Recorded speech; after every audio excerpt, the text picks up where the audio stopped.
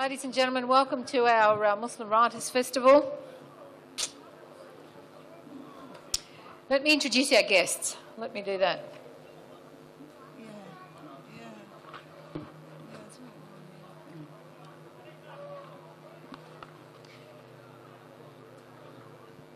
On the end, we have Dr. Peter Stevenson, who's a researcher at the Centre for Cultural Diversity and Wellbeing at Victoria University in Melbourne. She specialises in the study of cross-cultural relationships between Indigenous and non-white migrant communities in Australia and is the author of 2 books. The Outsiders Within trace the hidden story of centuries of trade and intermarriage between Indigenous and Southeast communities in Northern Australia. Islam Dreaming tells the story of Australia's Aboriginal and Torres Strait Islander Muslims. Based on nearly 50 interviews and extensive historical research, it is the only national survey of this growing phenomenon. Please welcome Dr. Peter Stevenson. Next to Peter is Andrew Gardner, who's the Chief Executive Officer of the Dandenong and District Aborigines Cooperative Limited from February 2009. He's directly responsible to the Board of Directors for all operational and budgetary outcomes, for operational management, leadership, planning and coordination of the organisation, and for the effective and efficient operations of the various services it offers to the community. Liaises and coordinates and negotiates regularly with mainstream non-government organisations, state and Commonwealth government agencies and local government agencies.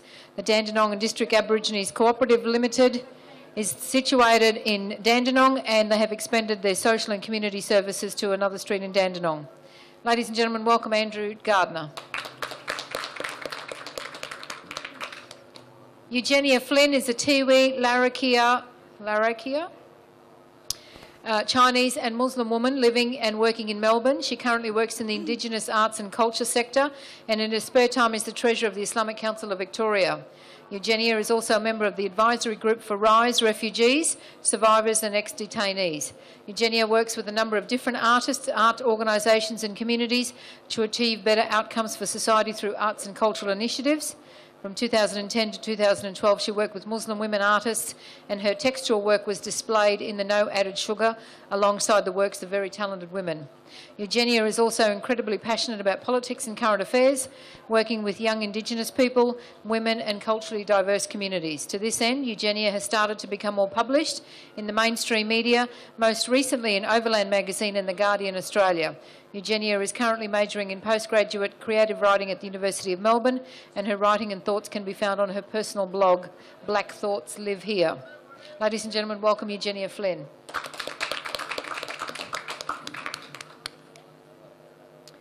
Next to Eugenia is Ash. I haven't got the paperwork. Ash is the current Managing Director of the Islamic Museum in Australia, Islamic Museum of Australia, beg your pardon, in Victoria, that opened this year. Welcome, Ash. I'm sure he has a lot more than that. And next to Ash is Jihad Dabab. Jihad is an award-winning filmmaker and director from Melbourne. He joined the Boundless Plains exhibition team, travelling around Australia in search of links to Muslim history to showcase in a feature film for the Islamic Museum of Australia. Jihad directed and produced Salam Cafe on Melbourne's Channel 31 and co-directed the show on SBS. Jihad has produced music videos, feature films and promo videos for some of Australia's largest brands. Please welcome Jihad.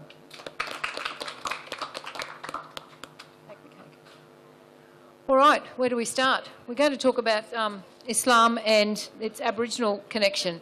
So I suppose you're the academic, Peter. What sort of research have you found? How close are we? I mean, I've always said that Muslims came here before the white man. How true is that, and what evidence do we have to showcase that? Mm-hmm. Yeah, it's absolutely true that probably the first non-Indigenous religion to come to this country was Islam, through Macassan traders who came from what is now Indonesia in search of sea slug or tripang, and they would be in the top end for about 4 months of each year and then travel back with them with their cargo of tripang. And during those 4 months or so each year, they would interact with the Indigenous communities that they met. They would ask for their permission to gather the tripang from their seas and their territories. There was intermarriage, there were trade relationships. Indigenous people traded pearl shell and pearls, tortoise shell. The Macassans brought with them dug out canoes, and Indigenous people started to use that same technology to make their canoes. There was smoking pipes, alcohol, actually, which some, understandably, some Muslim people don't want to focus on that, but it's a fact of what happened. They brought rice, all sorts of things that the top-end Indigenous communities could then trade with Aboriginal people further inland. So it sort of helped raise the status of those top-end communities. And also, of course, the Asian seafarers brought Islam, and Aboriginal people would see Muslims at prayer. They were aware that they faced bodies to Mecca when they were buried. So it's not true to say that the Indigenous people adopted Islam, but they were certainly aware of it. And there's some traces of Islamic belief in some Aboriginal creation stories up in the top end of Australia. So what year are we looking at? What timeline? Yeah. It's hard to know when the Macassans first began arriving, but some people say it's from about the 1600s, and certainly by the 1720s we know that the tripang trade was very well established, and there are records of that because the Indonesians would sell the tripang onto the Chinese, who used it in their cooking and medicine. And there's a lot of evidence stating that well before the British came, there was a flourishing trade between Indigenous people and those near neighbours from Southeast Asia. So you're saying that the Aboriginal communities that they dealt with didn't actually adopt any of the Islamic religious practices. Did they understand that religious practice, and did anybody follow it? Were there any conversions, or? Well, it's too hard. Yep. Unless some of those stories have come down through oral traditions and Sure. are told in stories. There were things that the Macassan seafarers did that Aboriginal people could sort of understand as akin to their own way of doing things. The Asian men used to leave offerings for the gods in thanks for a safe journey. So they understood the Asian visitors as spiritual people, and obviously Indigenous communities had their own spiritual beliefs as well. It wasn't so much a relationship where the Asian seafarers imposed their beliefs on the Indigenous people. It was more of a shared relationship. So with any relationship, the Indigenous people were influenced by what they received, but they still maintained their own beliefs, as well as perhaps adding on. Like there's a creation figure called Walita Walita that people on Elcho Island still talk about, and some people say that that's probably from hearing Allah Ta'ala, and it's sort of been introduced into Sure. creation story, but you couldn't say that people became Sure. Muslim. Yeah. Okay. Andrew, you're an Aboriginal man. What's been your journey to Islam, and what was it that drew you to Islam? And did it have any connection with your Aboriginality? Yeah, well, what brought me to Islam was hearing about the history and listening to the Adhan and a number of other speakers at the mosque and friends at school. Aboriginal mythology or traditions, relate there to be a one creator spirit, and that's generically understood across the country. So, in the sense of relating that to Islam, there's one creator, there's one God. So that was a strong indicator. The fact that in Islam, there's the concept of brotherhood and sisterhood. This is a strong element within Aboriginal societies as well. There's male business and female business, or men's business and women's business, and they both have their different practices and traditions, and they're respected, and there's different sites where those initiation ceremonies, for example, for a young boy to become a man were held, or special birthing places where women would, go and have their babies. So there was a lot of linkages and connectors that enabled me to see to that transition. Mm-hmm. Yeah. Eugenia, you've worked in the cultural and arts area. Have you seen there's a very vibrant Aboriginal culture and artistic merit, and there's also very vibrant Islamic culture. Have you seen some connections between them or some similarities in how people go about expressing their culture? Yeah, I think spirituality is a huge part of both artistic practices, and that plays a huge part in the type of work that's created.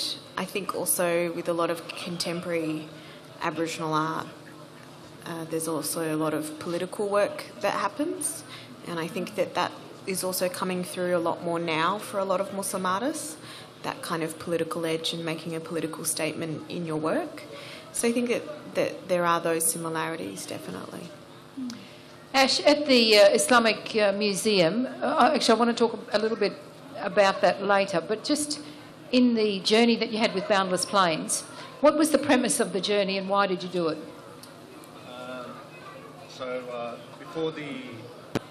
Before the Islamic Museum of Australia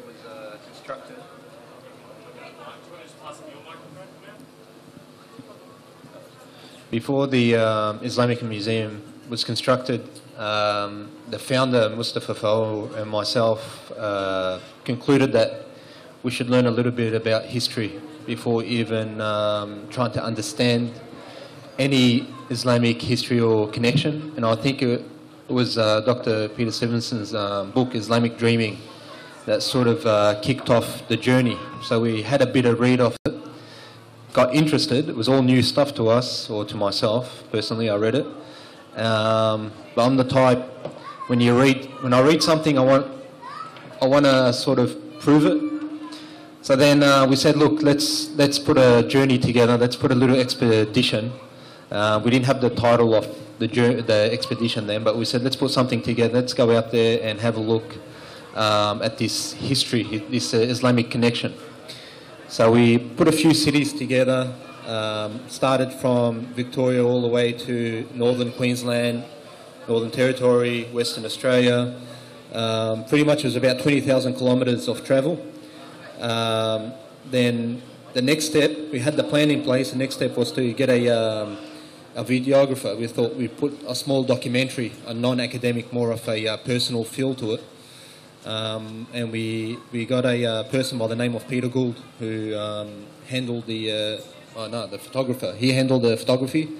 And then on the last day of leaving for our little expedition, we got Jihad Dabeb who handled the videography. So we all set up. We went on this little journey. We had a few locations that were mentioned in Dr. Peter Stevenson's book, but we also did a little bit of research. We put something together. We started in New South Wales. We went to Adelaide, South Australia.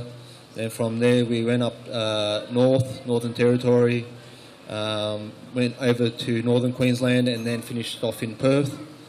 And then before we started, we actually asked each other all the same questions. And one of the questions was, when do you think the Islamic connection first arrived to Australia? And I believe I said 1960. I think Jihad said 1970. We had 1970. Anyway, no one had less than 1950. So then we went out there. We met just the people out in the country town, in the outback. They had many stories to share. We went to the first mosque in Maree. Just to see the natural presence of it, sort of we were very astonished. And then from there we thought we should document it and share it with many people that don't know about it. I didn't know about it, he didn't know about it, the whole group didn't know about it, so I'm sure there's people out there that didn't know about it. Then we brought it to the museum. We just put a few landmarks or a few locations that are common to point out. And then just seeing the people that come to the museum, we've got this one wall where if you look at it, every visitor asks us, which country is this? And they're all photographs of Cameleers, many of the Cameleers, and a lot of people say, is this, in the Middle East, is this Pakistan, is this Afghanistan? And then you say, no, this is in the middle of Australia. So just to see people astonished by that, by those photos, shows that there's a lot more education to go out there for people to find out about. Thank you, Ash. Jihad, in your journey out there, it wasn't just a, 4 boys in a van and let's go and have a good time. It wasn't a road trip so much, was it? You actually learned some things. What sort of things surprised you the most about the type of people you came across? And obviously some direct descendants of Cameleers. And did it go back earlier than the Afghan Cameleers? Yeah. Well, I mean, we did have a good time. Don't get me wrong; it was a little bit of a boys' trip, but we did learn a lot of stuff along the way as well. And I didn't know any of the guys before we started the trip. Actually, I'd heard of Peter Gould, but I didn't know Ash or Mustafa Fahur. So they called me up the day before we were going to go. And my wife is pregnant, and we had I've got a full-time job as well, But it was a unique opportunity to sort of do something, a once-in-a-lifetime trip, and document it, and really do something, great for Australia's history as well, to document that. And so some of the things that surprised me along the way, I'd say were, I'll give you an example. There was one trip that we did where we went deep into Arnhem Land, and from Darwin we had to take a plane, and then a jeep, and then a flood boat, and then walk about maybe 45 minutes to where we needed to go. And we got to our destination, and we went into these caves, and this area was completely untouched. It was that we actually needed permits to go in there, because if you're not Indigenous, you need permits to go in. So we felt privileged to be in there in the first place. But it was like Jurassic Park. There was huge sort of eagles flying, and I've never seen anything like that. I've never really been to the outback or anything before. And we went into the caves, and we saw these drawings of the Macassan fishing boats, and our guide was telling us how the Macassan fishing boats are distinctive. They're not European fishing boats or anything like that. You can tell what the Macassan fishing boats are because the way they look is very distinctive. And he was telling us that in another cave, not far from there, that there was actually drawings of monkeys. And obviously there's no monkeys in Australia, so it means that the Aboriginals would have had to go to Macassar, or that maybe they would have married and gone there, spent a bit of time, then come back and drawn on the caves, their experiences. And just our encounters with people along the way as well. When we described what we were doing, they had a deep respect for what we were doing, and a real excitement for what we were doing as well. So when we were in Burke, for instance, there was some kid riding his bike, an Aboriginal kid riding his bike, and he came up to me and he goes, "Are you guys Muslims?" We said, "Yeah." And he goes, "Oh yeah." He goes, "I'm Muslim too."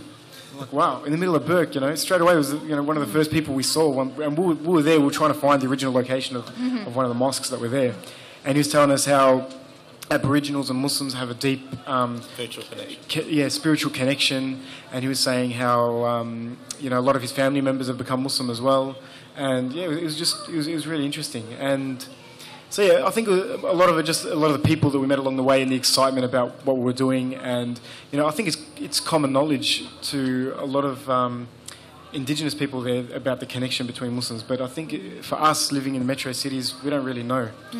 Well, I didn't anyway. I was going to say, you got to remember, us 4 boys, we had no such knowledge. We never assumed there's that little bit of connection, or we're going to meet anyone like that. So for us, everything was, we've taken it in. So everything was new to us. And at the end of the day, we would discuss and say, is that possible? Do you believe that? And then we'd sort of read more about it. So it gave us a direction to sort of do our own research, to learn books, the internet, the usual, and then to grow our knowledge in the area. Was there an opportunity to exchange? Like, did they ask you about what Islam was, or were they understanding of what Islam was? Did they have an idea of, you're Muslims, I know, apart from the guy in Burke, I mean, he's a little bit more metro, but certainly the people in Arnhem Land, did they have an understanding of what a Muslim was?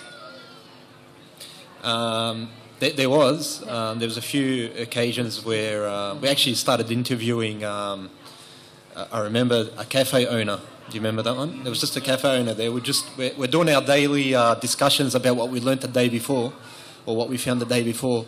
And I think the cafe owner sort of overheard. Then he's come down and he started discussing his family tree. And it goes from this. He's located in Adelaide, in Perth, and it's been there for a long time, this history, or the family history. And then from there, he'll just pull another person off, like he knows, off the street, because it's all tight-knit there. And then I'll say, look, if I were you, I'd go to this area. And then from there, we'd go to that area, and then we'd meet one of their great grandmothers, and she's got a story to tell. She was an elder, and she married a Afghanistan, a Camellia.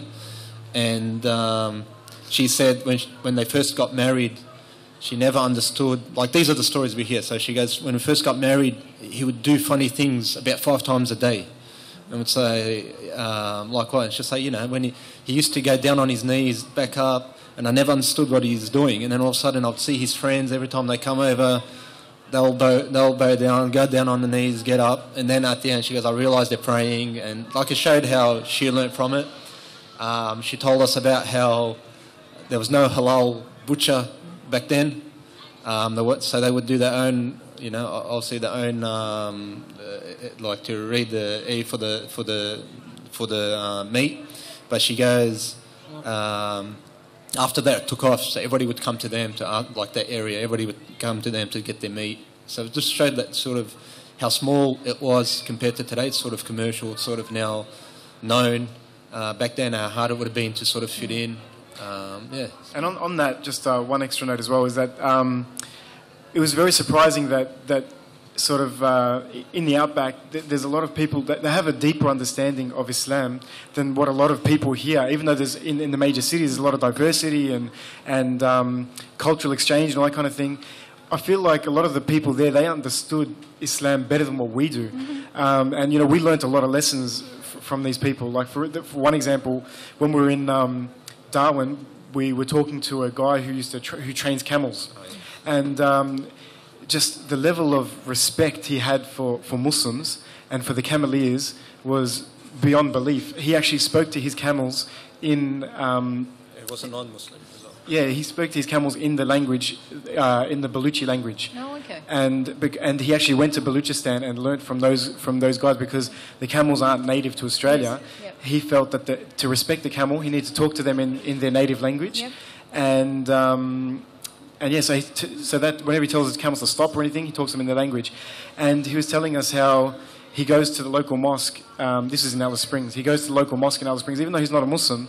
And he cleans it up, and he does the lawn, and he sort of, whippersnips it and everything, just because out of respect for the Cameleers and the Afghans and the Muslims. And, I just found, and it's in the documentary as well, we interviewed him, yes. and he talks about it. Yeah. But, it's just people like that, and we're just scratching the surface, really. I mean, there's so many people that, if we extended the journey maybe for another month or two, I think we would have met so many more people that would have had so many more stories to tell. We're really just scratching the surface. Sure.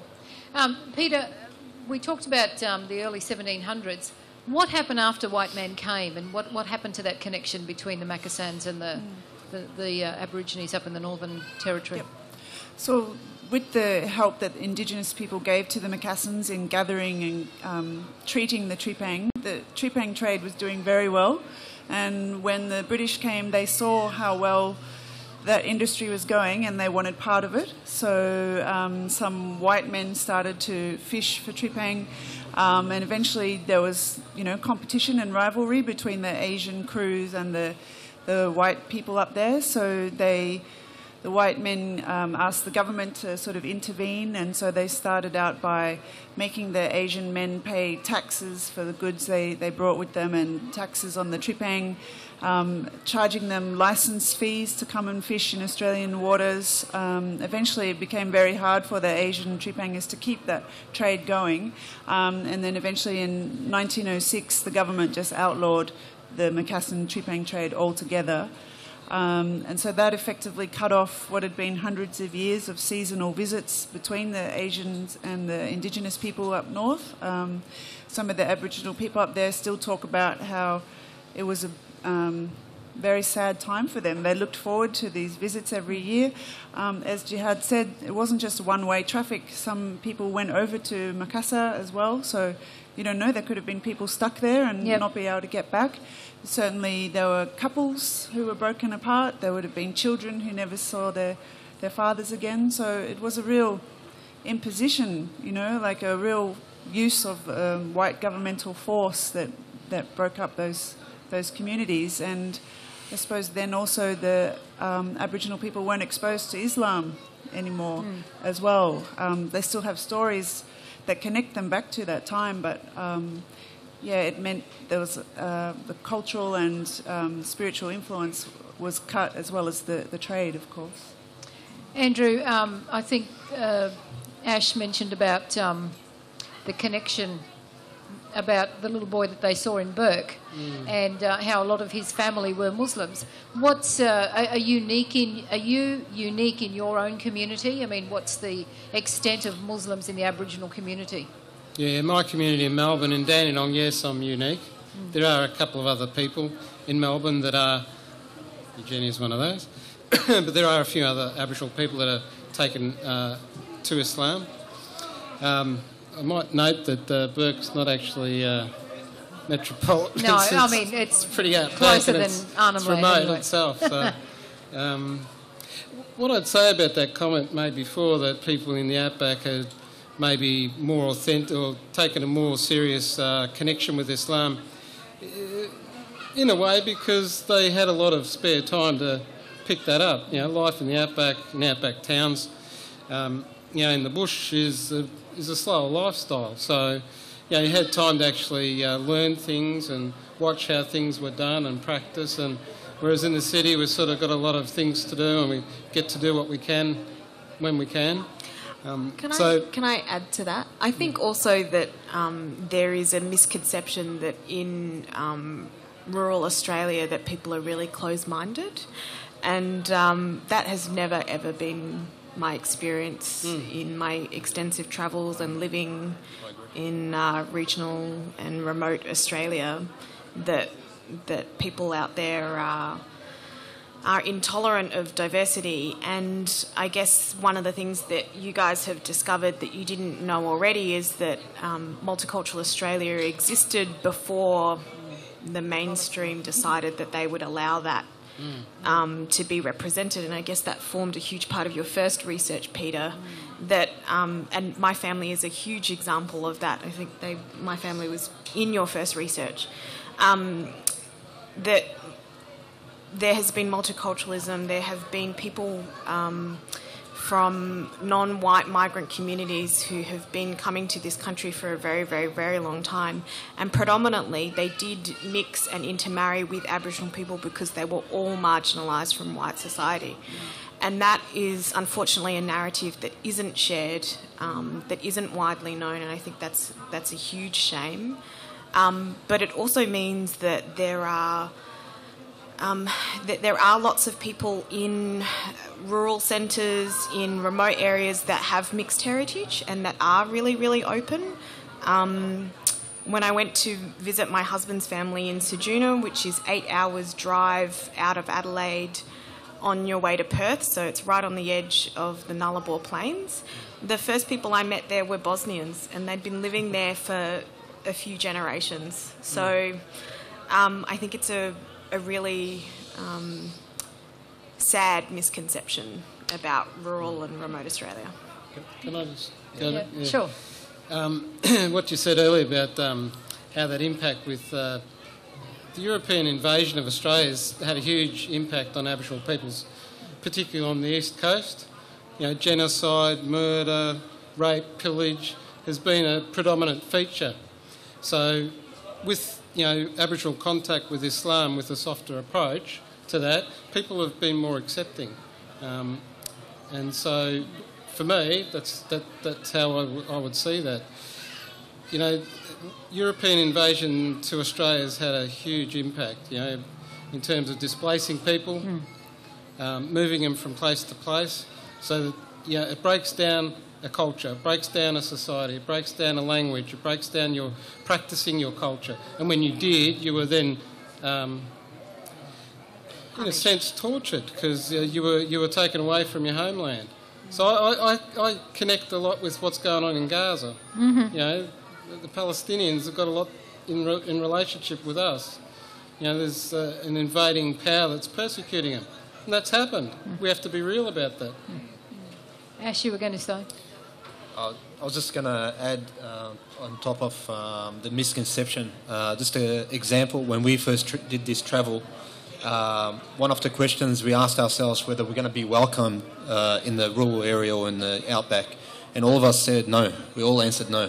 That's from the city, pretty much from the city life that we've been living, and from what we hear and read and all that. But matter of fact, when we went out there, everybody would welcome us in. Didn't matter what colour, what race, anything like that. They just would welcome us in. Coffee, stories, feed you. There's one time we were flying to Maree, and I remember we're circling the town of Maree, and we realised it's only about 4, 5, 6 blocks. And then I said a comment like, "Where's the taxi rank?" And then the pilot goes to me, "There's no taxi rank here." And I said, "All right, is there an ATM?" He said, "No ATM here." And I said, "What are we going to do for transport?" And he goes, "Oh, some guy will give you his car." Just to hear those words, we still didn't believe so. So once we landed, the pilot yells out to someone there, just asking, "Anyone got their car here?" And then the guy goes, yeah, mine's in the parking. Take it, just bring it back. I need it back in about an hour or whatever he said. We just took the car, and then we looked at each other and said, how many people here in Queensland or, in Brisbane Airport, someone lands and you say, go take my car. We've got none of that. So it still exists, that welcome that you were mentioning, it's there. So hopefully it stays there. Exactly. And so that's actually the traditional welcome and the acceptance Aboriginal people across the country would have given. So with the Indonesians relating with the Trepang in the Macassans, that's how that connector became so easily obtained. I agree. Eugenia, how unique are you as a Muslim woman? We hear lots about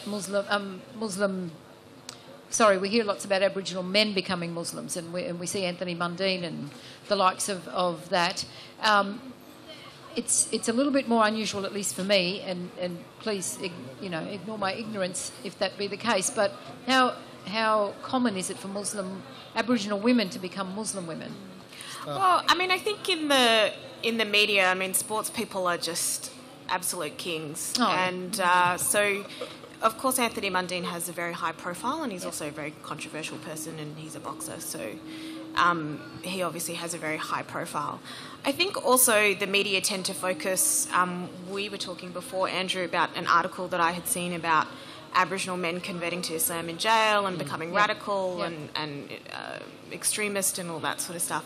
I think the media have a little bit of a fixation on that, and they want to present that. I think they look to stories like Malcolm X, or they look to the rates of conversion in the African American community and go, oh, that's, that might be happening here. But the majority of the Aboriginal Muslim people I meet are all women, so mostly women. And what are they telling you their stories, or what are their reasons for becoming Muslims? Is it just a spiritual thing, or is it something that like... I think it's diverse for anybody, and it's personal and unique to each individual. I think most people who convert to Islam, Islam is so much about Tawheed, you couldn't convert and not have a sense of wanting to express thanks and gratitude to a creator once you recognise that creator exists and his greatness. So I think predominantly it would be spiritual, but I can't speak for those people. Sure. Yeah. You were going to say, Peter? Yeah, just to add to what Eugenia was saying, it's very hard to know how many Indigenous Muslim people there are in Australia, and I guess in one sense there's no real need to know the numbers, but it is a question that comes up. And the only information we have is the census figures, and they indicate that over the last 10 years, the number of Indigenous people who nominate Islam as their religion has doubled, and it's now up to about 1,100 people nationwide. I think the balance is a little bit more in terms of men, so there might be more like 600 and something men and just under 500 and something women, but the rate of women's the rate at which women are embracing Islam is faster than the rate at which men are embracing it. So it does point to what Eugenia is saying, is that more and more women are finding that Islam answers, perhaps a spiritual quest they were on, but also to go back to what Andrew was saying before, there are some similarities that they discern between the traditional Aboriginal way of life and what goes on in Islam. So that separation between men's business and women's business. You also spoke about families being torn apart through Christian missionization and colonization, invasion. Well, Islam, as you all know, places a lot of importance on the sanctity of marriage and on the family, and teaches that men have to, provide for and look after their families. So I think a lot of women are attracted to that. They come from families where, for Aboriginal people, it's all about family. And so to find a faith that really instills that, I can see why that's attractive, particularly against that backdrop of enforced child removal and the disruption. Sure. Ash, let's talk about the Islamic Museum. What purpose does it serve and why did we need one? The Islamic Museum, the idea came about when one of, I can't remember which event, something happened in the media. I think it was one of the bombings or whatever took place then. Just needed, I think it was just the founder and the people involved. They wanted a place for educational purposes, for positive energy, positive learning, truth, real things about Islam. So the idea came about. Started with the history of Islam in Australia. As I said earlier, we were all astonished that it started before the 1950s or anything like that. So we thought, since Islam helped out with the infrastructure, the economy of Australia, right from the beginning or from what we know, let's find out what it is, share these pictures, share this information, share all the positive discoveries that were done in time, used today. Just let's bring these things out. Whether it's maths, astronomy, whether it's the science, the physics, whatever it is, let's find all the positive values of it. So then we had a couple look around museums around the world, the ones that are Islamic museums. Obviously, we couldn't keep up with their model because theirs is worth millions and millions of dollars, but they got a lot of artefacts in there. So we said, let's not concentrate on artefacts. Let's invite other museums to bring their stuff to our museum to exhibit, but let's put in there historic stuff about Australia. Let's concentrate about Australia and let's concentrate about discoveries. So we did that. So the model was put together. It was in action for about a year to 2 years. We recently opened about 3 months ago. To answer your question, this is the time we saw why we needed it, because the groups that would come through, they weren't just Muslims or the Arabs, or was different cultures, different faith, all kinds. Everybody would come in.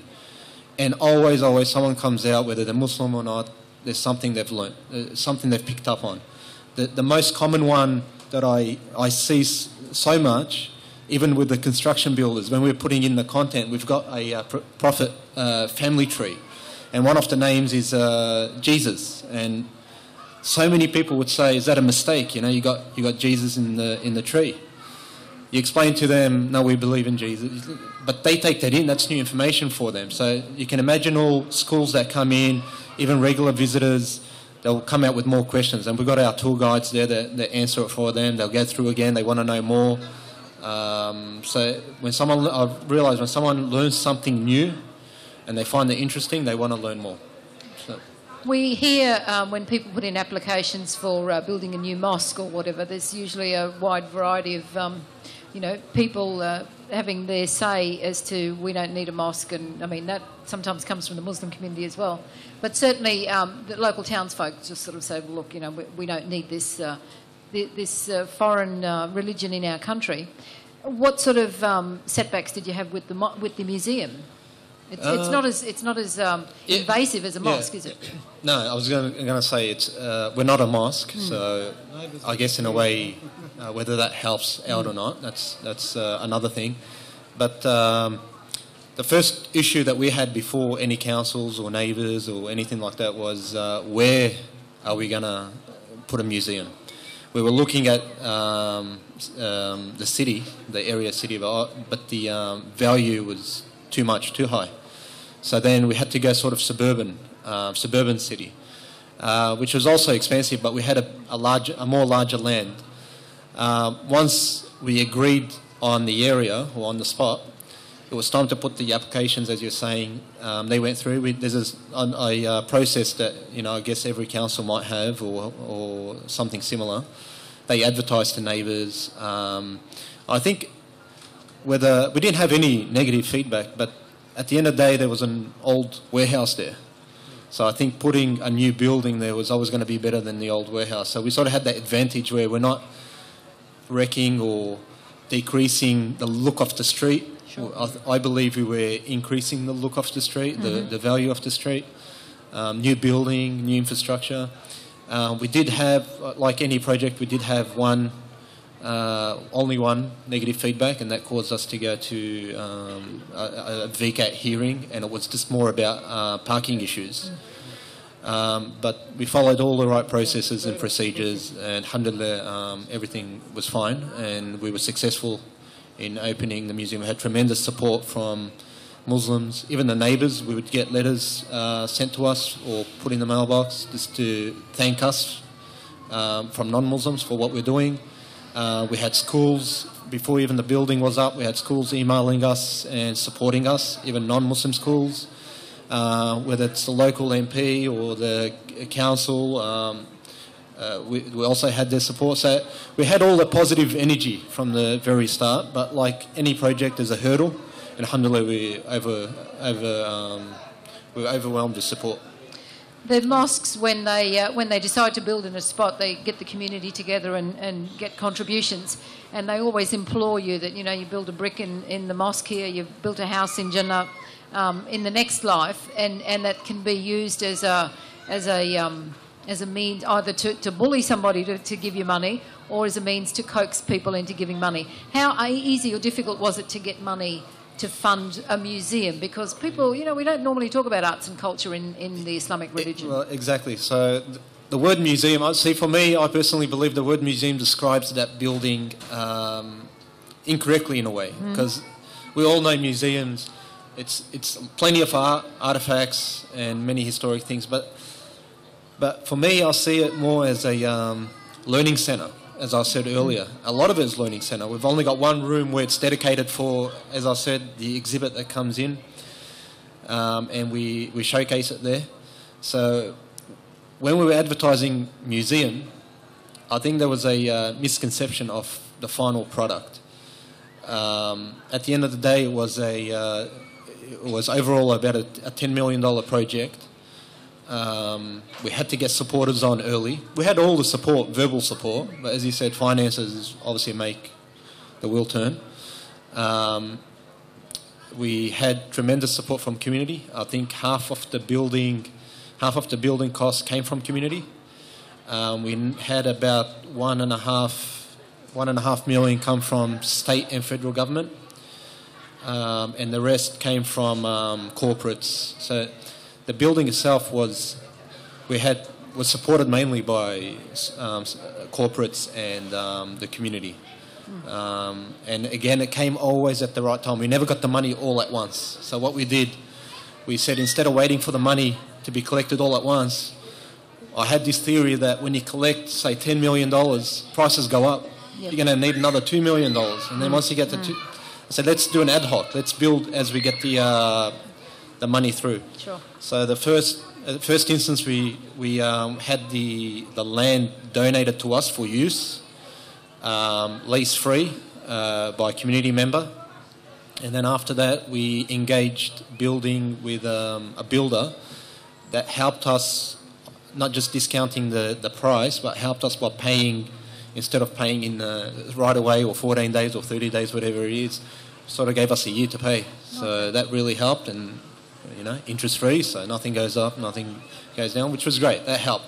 So I think it was just people understood the project and we had the local support, which helped a lot. Eugenia, you're with the Islamic Council of Victoria. As the governing body for all things Islamic in Victoria, who are quite progressive, I must admit, certainly leaves Islamic Council of Queensland a long way behind. I'm quite envious of the things that you do down there. The museum, what did that offer Muslims in Victoria, or, you know, were you switched on right from the beginning and said, this is a great idea, we're going to support it, or? I think the number one thing, and I think I'll also speak as someone who works in culture and arts as well. The thing about the Islamic Museum of Australia is that it gives a real tangibility to Islam for people and humanises Islam and Muslim people. I think that quite often people who are in the mainstream, and, you know, I don't know about you, Andrew, but Uncle Andrew, I find this in my life. You know, people might go, I've never met a Muslim before, I've never met an Aboriginal person before. And making that real for people, I mean, that's what documentary filmmaking does, that's what art does. It adds to that sense of what people think about the nation of Australia, so it builds a sense of identity and a more inclusive sense of what that identity is. So a place like the Islamic Museum of Australia really does that thing about making Islam and Muslims tangible. It takes them away from the Hollywood kind of film stereotypes, the archetypes the tropes that are reeled out all the time about Arabs in particular, about Muslims in general.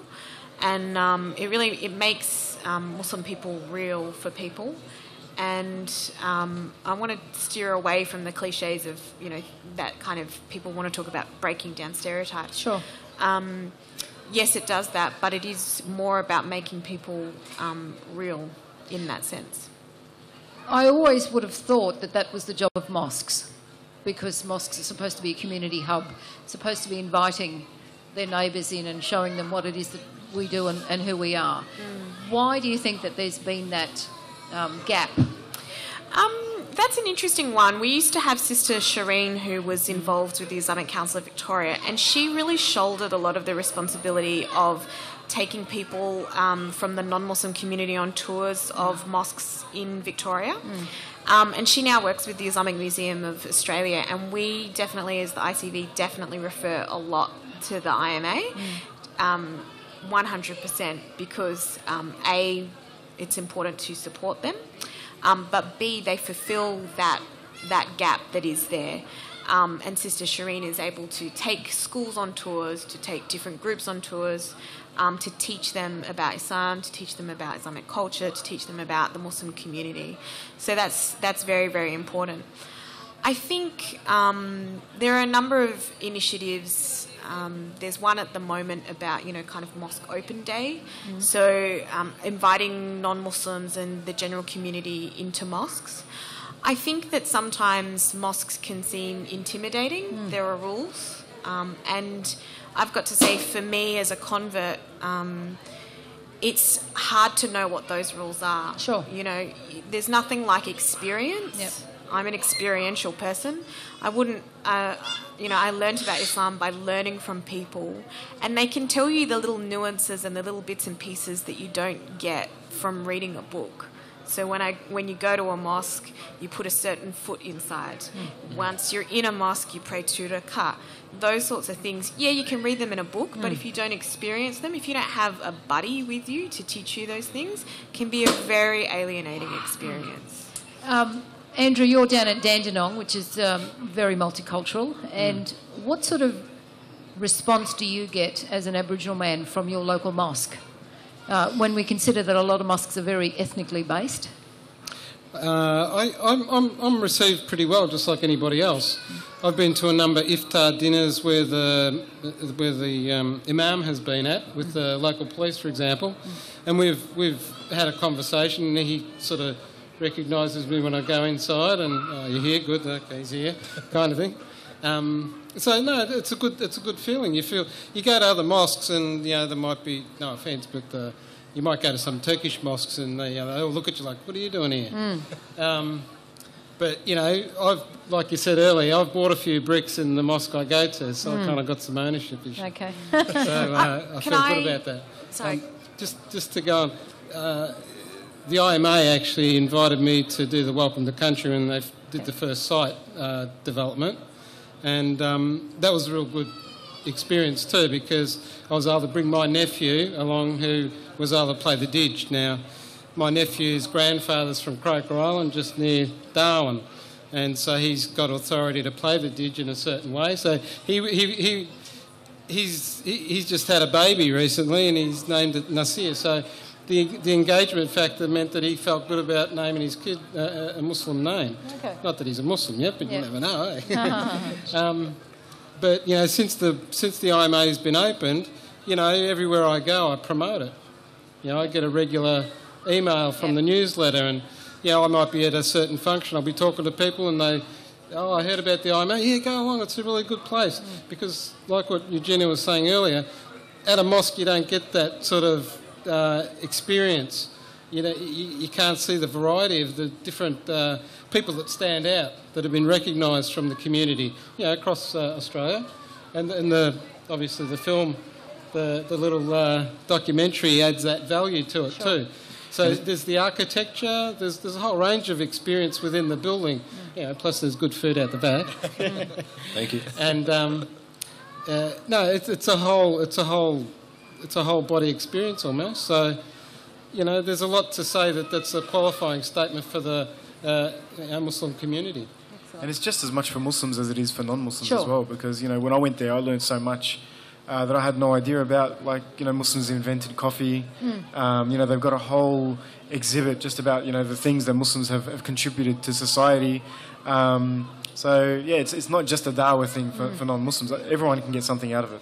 So, going on to what it is that you do, Jihad, and the music scene, the hip-hop rap scene, that connection that you have with the youth, do they think that, I mean, how are they in today's age? You hear lots about, you know, they're not going to mosques, they're not mainstreaming, they're going off the side, that sort of thing. What are you finding with the youth that you're connecting with? I find that the youth are actually, like with everything that's in the media and everything now, youth are actually questioning their faith a lot more, and they're actually more drawn towards Islam. I mean, that's how I was drawn to Islam as well. And, you know, after September 11 and all these kind of things, it made me sort of look at my own faith, and then I started reading and educating myself, and you know, I fell in love with the religion all over again. And I think that's what's happening a lot with like, obviously I can't speak for all of youth, but I think it's a common trend. I'm finding it certainly within my own family, you know, my younger cousins and everything, and I'm finding it as a certain trend. And yeah, you just see it, like, you know, in the mosques in Melbourne. You know, the mosques are full of young people now, as opposed to just sort of older generations. It's full of younger people. And as a hip hop artist, our lyrics are we're trying to, our lyrics, it's not dawah based. We're not trying to preach anything. It's more just talking as Muslims. And as much as I'd like to say Muslim youth, I can't say we're youth anymore. You know, we're all fathers now. You know, we started as youth, but we very much like to talk about our own experiences, and hopefully people can draw from that, and they can relate to it as well. And, you know, if it brings them closer to the religion, then so be it. Eugenia, what are you seeing from the organisational level at ICV as to attendances in mosques, for instance, and the demographics behind that? I mean, look, there's definitely a resurgence amongst young people in particular to learn about Islam. I think also to connect it to politics and the world in which we find ourselves these days. I think that plays a huge, huge part. And I think a really important part of that is for mosques to be open and accepting. And I think not to bend the religion at all, but I think to be opening and welcoming. A brother made a comment to me recently that he goes to a Jummah on Fridays, he prays, he doesn't talk to anybody, and he leaves. And I think it's that thing about mosques are very functional. I mean, if we compare something like the IMA to to a mosque. Mosques are very functional. You go there, you pray, you might do some classes, and then you leave. That's kind of it. And I wanted to make the comment before when Uncle was talking. Sometimes mosques can be welcoming, and the community can be welcoming, and sometimes they can't. And I think that there are converts that struggle with that a lot. I think the ethnic lines is something that I think converts struggle with quite a bit. Yep. I mean, we have another organisation in Victoria called Benevolence, and they work a lot with converts, and they're very diverse culturally, that group, and I think that that's important as well, because it can be really alienating when you go to a mosque and everybody only speaks one particular type of English, or, for example, when my husband and I, he's a convert as well, when we wanted to have our nikah, we were turned away from some mosques because we weren't from that particular ethnic group. So, I think that can be really difficult at times.